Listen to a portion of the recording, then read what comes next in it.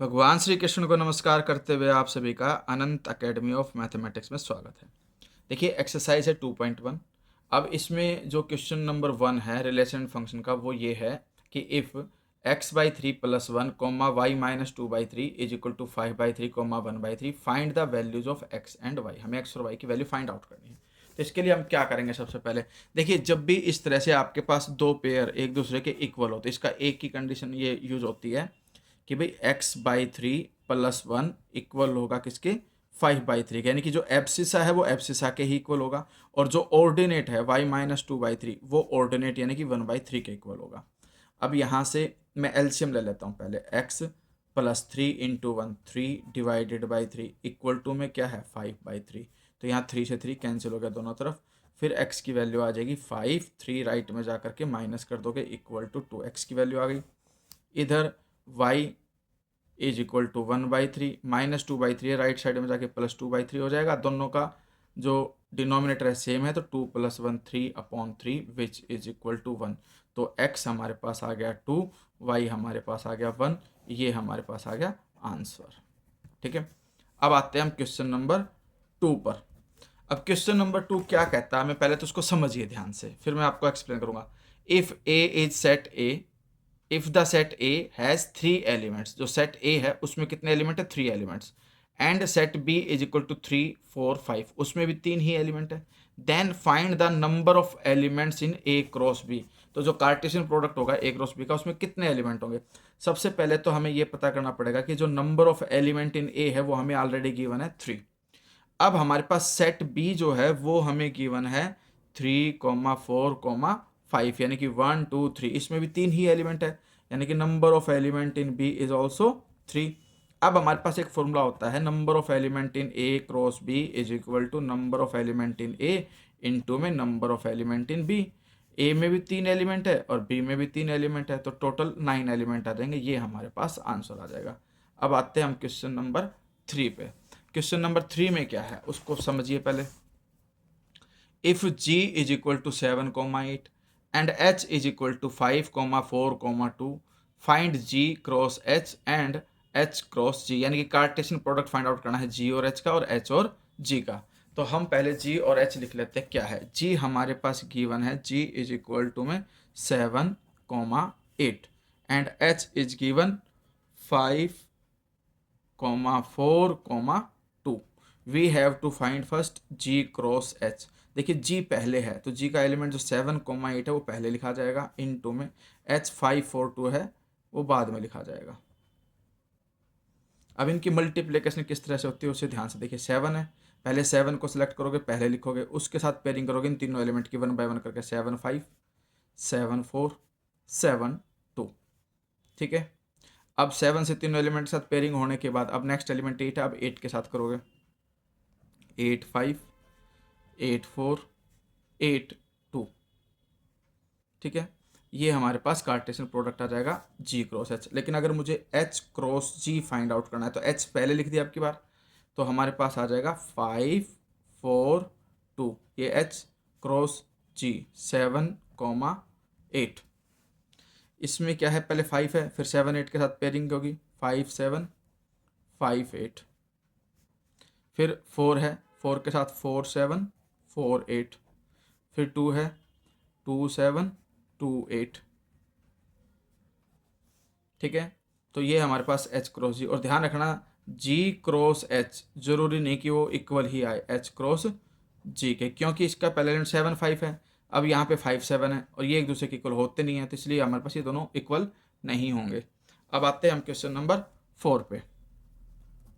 अब question number 4 क्या कहता है उसे देखिए। State whether each of the following statements are true और false, if statement is false rewrite the given statement correctly. देखिए, if P M cross N and Q N cross M then P cross Q, यानी कि जो पहले element M और N है वो पहले लिखे जाने चाहिए, यानी कि एम के साथ एन फिर एम के साथ एम होना चाहिए था, वो नहीं है। इसका मतलब जो स्टेटमेंट है क्या है फॉल्स है। अब करेक्टली लिखने का तरीका क्या होगा इसका, पी क्रॉस क्यू में पेयर आ जाएंगे इस तरह से, देखो एम कोमा एन एक ब्रैकेट में, फिर M comma M second bracket, फिर इस एन के साथ ये एन तीसरी ब्रैकेट में, और फिर n कोमा m ये चौथी, यानी 4 एलिमेंट आ जाएंगे आपके पास, ठीक है। यानी कि इसके अंदर 2 एलिमेंट और ऐड कर देना, एक तो m और एक n। सेकंड में है if a and b are two non empty sets then a cross b is a non empty set of ordered pairs x comma y such that x belongs to a and y belongs to b। देखिए a cross b है, a पहले है और जो bracket में element है वो भी, उसमें भी x पहले है, तो जो पहले वाला एलिमेंट है वो पहले वाले सेट यानी कि a से बिलोंग करना चाहिए, बाद वाला एलिमेंट बाद वाले सेट से b से बिलोंग करना चाहिए, और वही कंडीशन दे रखी है, तो इसका मतलब ये ट्रू है।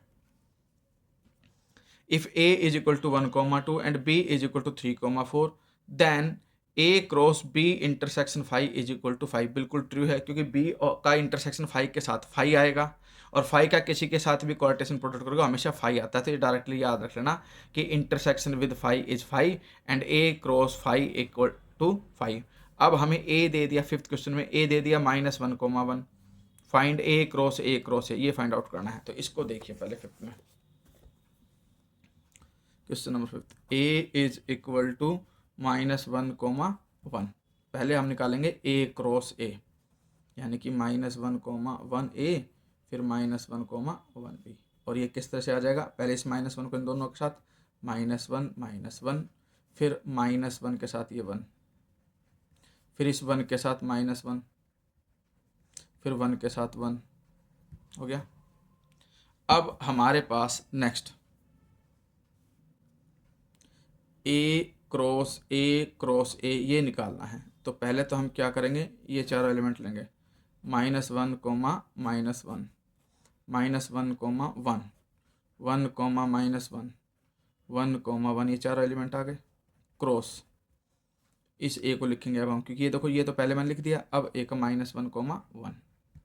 अब पेयरिंग करते चलते हैं, पहले ये ब्रैकेट है, ये इन दोनों के साथ लिखोगे, तो -1, -1 इसके साथ ये -1 आ जाएगा, फिर इसी ब्रैकेट के साथ ये 1, तो -1 और 1 हो गया।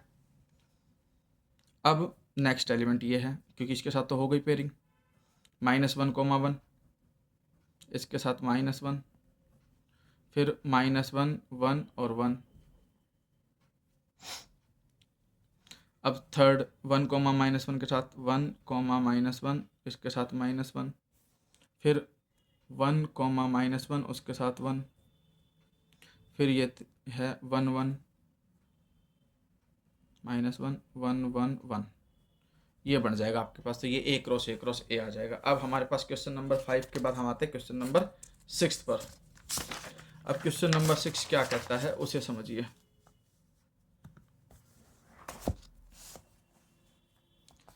If a cross b is equal to a, x, a, y, b, x, b, y, find a and b।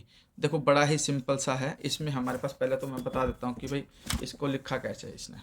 Question number 6 इसमें हमारे पास जो a क्रॉस b है वो लिखा गया है a, x, फिर a, y, फिर b, x और b, y। ठीक है, तो हमेशा ध्यान रखना जो a पहले है तो जो भी पहले एलिमेंट है वो किसके एलिमेंट होंगे, पहले वाले के होंगे, और बाद में जो लिखे गए हैं वो बाद वाले के होंगे। तो इसका मतलब ये है कि भाई a जो सेट आएगा उसमें सिर्फ a और b दो ही एलिमेंट है, और जो सेट b है उसमें भी दो ही एलिमेंट है, एक x और एक y, क्योंकि a बिलोंग करेगा a से और x बिलोंग करेगा b से। सेम वे में b बिलोंग करेगा a से और y बिलोंग करेगा b से। तो इस तरह से कंडीशन बन जाएगी, यही पूछा था इसने और कुछ नहीं लिखना आपको। अब आते हैं हम क्वेश्चन नंबर 7 पर। a is equal to 1, 2, b is equal to 1, 2, 3, 4 and c is equal to 5, 6 and d is equal to 5, 6, 7, 8। Verify, ये हमें वेरीफाई करना है। ठीक है, दो पार्ट हैं, दोनों मैं बता देता हूँ 1 बाय 1 करके। पहले मैं एक बार लिख देता हूँ इसको। देखिए क्वेश्चन नंबर जो 7 है हमारे पास उसमें हमें a जो है वो गिवन है a is equal to 1, 2 and b is equal to 1, 2, 3, 4 and c is equal to 5, 6 and d is equal to 5, 6, 7, 8। और जो फर्स्ट पार्ट जो हमें वेरीफाई करना है वो ये है हमारे पास कि भाई a क्रॉस में b intersection c, is equal to A cross B intersection A cross C. पहले मैं फर्स्ट को ही प्रूफ कर देता हूँ, फिर सेकंड पे आऊँगा। अब देखिए, पहले तो मैं लेफ्ट साइड में बी इंटरसेक्शन सी है, पहले तो मैं वही निकालूंगा। B intersection C is equal to B ये है, सी ये है। इंटरसेक्शन और इन दोनों के बीच में कुछ भी कॉमन नहीं है। इसमें 1 2 3 4, उसमें 5, कुछ कॉमन नहीं है, तो इसका मतलब 5 आ जाएगा बी इंटरसेक्शन सी। अब ए क्रॉस 5, यानी कि जो एल एच एस है हमारे पास लेफ्ट हैंड साइड, वो ए क्रॉस 5, और 5 का किसी के साथ करते हो 5 ही आता है हमेशा। एक तो ये बात ध्यान रखना। दूसरा, अब हम निकालेंगे ए क्रॉस बी। देखिए, A cross B is equal to A है 1, 2 और जो बी है वो है 1 2 3 4। अब 1 1 1 2 पेयरिंग करेंगे, 1 3 1 4। उसी तरह से 2 है तो 2 1 2 2 2 3 और 2 4, ये आ जाएंगे आपके पास। ए क्रॉस बी आ गया। सेम वे में अब मैं निकालूंगा ए क्रॉस सी। ए क्रॉस सी, ए तो है आपके पास 1, 2 और क्रॉस में सी है आपके पास 5, 6। अब 1, 5 1, 6 2, 5 2, 6 और ये आपके पास एलिमेंट आ गए। अब इसमें और इसमें कुछ भी कॉमन नहीं है हमारे पास, तो इसका मतलब जो अब राइट हैंड साइड आएगी A cross B intersection A cross C, इन दोनों के साथ तो कुछ कॉमन नहीं है, इसलिए ये भी क्या आएगा, 5 आएगा। अब एल एच एस भी 5, आर एच एस भी 5, therefore L H S is equal to R H S. अब हमारे पास question number 8, find A is equal to में देखो, let A is equal to 1, 2 and B is equal to 3, 4। Write A cross B, पहले तो A cross B लिखोगे। How many subsets, देखो यहाँ पर एक नई चीज़ आ गई, how many subsets will A cross B have, list them. तो वो देखिए कैसे करोगे आप। क्वेश्चन नंबर 8, हमारे पास जो ए है वो तो है 1, 2 और जो बी है वो हमारे पास गिवन है 3, 4। तो ए क्रॉस बी कैसे निकलेगा, 1, 3 1, 4 2, 3 और 2, 4, 4 एलिमेंट आ गए। तो देखिए, number of element in A cross B is equal to 4। फिर number of subsets of A cross B is equal to 2 की पावर n, n से हमारा मतलब होगा ये 4 जो आया है ना, ये तो 2 की पावर 4 और 2 की पावर 4 क्या होता है, 16। तो आपके पास टोटल नंबर ऑफ सबसेट्स बनेंगे 16, ये आंसर आएगा। अब आता है हम क्वेश्चन नंबर 9 पर। अब 9th क्वेश्चन क्या कहता है उसको समझिए। Let A and B be two sets such that number of element in A is equal to 3 and number of element is equal to B, number of element in B is equal to 2। if x, 1, y, 2, z, 1 are in a cross b, find a cross b। ना a and b find out करना है। तो सीधी सी बात है, देखो x किससे belong करेगा, अगर हमारे पास ये a क्रॉस b है तो x बिलोंग करेगा a से, y भी बिलोंग करेगा a से और z भी बिलोंग करेगा a से। तो a क्या आ जाएगा आपके पास, x, y, z। अब b में दो ही एलिमेंट दे रखे हैं इन्होंने, एक एलिमेंट 1 है जो बी इसे बिलोंग कर रहा है, दूसरा एलिमेंट 2 है, तो इसमें आ जाएगा 1, 2। ठीक है, यही इसने पूछा था, find A and B where X Y Z are distinct element, तो ये कंडीशन आ जाएगी आपके पास। लास्ट में आपके पास आता है 10th।